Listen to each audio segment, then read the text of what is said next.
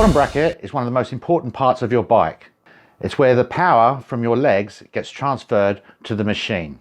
Unfortunately, it's also where all the water that seeps into your frame gets transferred to as well. And yet it's too often overlooked until it or your crankset needs premature replacement or smashing out of your frame because the bearings have corroded. Welcome to stage 3 of Tour de Bike, where we'll be looking at how to get your chain set and your bottom bracket off the bike and refitted with grease in all the right places. Now you might be thinking, I've got a sealed bottom bracket, so there's no point. I can assure you there's a sneaky little devil inside your bike already wrecking it.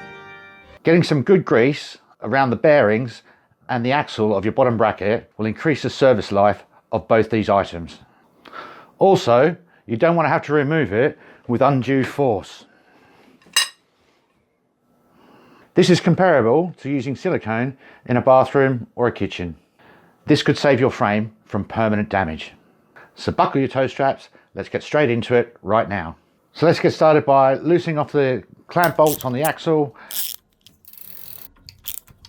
The compression cap needs to be taken out and the locating plate needs lifting as well. You won't be able to get the left-hand crank off if you don't lift that plate. Then remove the left-hand crank and put it aside. Pretty surprised to see Shimano grease in there. Nice stuff, but it won't last too long.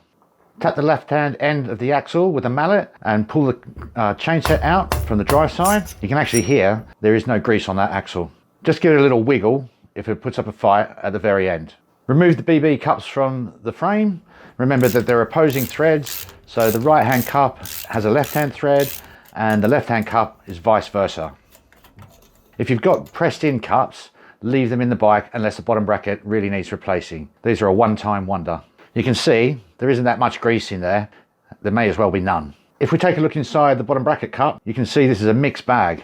One of them has a really nice bead of Shimano grease running around where the bearings are. It looks good, but if we take a look at the left-hand one, there's just a dollop in one place. I hope that ends up at the bottom of the bottom bracket shell when we screw it back in. In all of my years, I've not seen as much grease inside a sealed bottom bracket unit. To be fair, you don't normally see any. Now we can see the crank axle. It's quite obvious there's no grease on it at all. Right, let's get a load of grease in here. And again, don't be frugal. Any excess grease means the job will last longer. Don't forget, you can hit the like button anytime you want. All the water inside your bike tubes that seeps in runs down to the bottom bracket shell. We're trying to stop that water getting to the bearings. The more grease we have in there, the longer this job's going to last. If you feel like you're getting benefit from this, please share it with someone you think would benefit as well. Get a load of grease into the bottom bracket shell for the threads, and any excess will just slow down any water ingression to the bearings. You now want to screw your BB cups back in. Screw the cups the wrong way to locate the thread, and then screw them as far as you can with your hands and finish it off with the tool.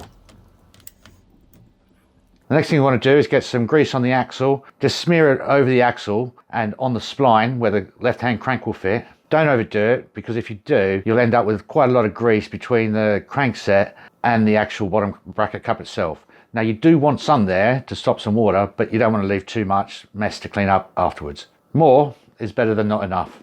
Then you want to get the crank and push the axle through the bottom bracket shell, and if it gets a bit tight towards the end, just give it a little tap with your hand. And then you want to get some grease around the bottom bracket axle on the left-hand side, up against the cup.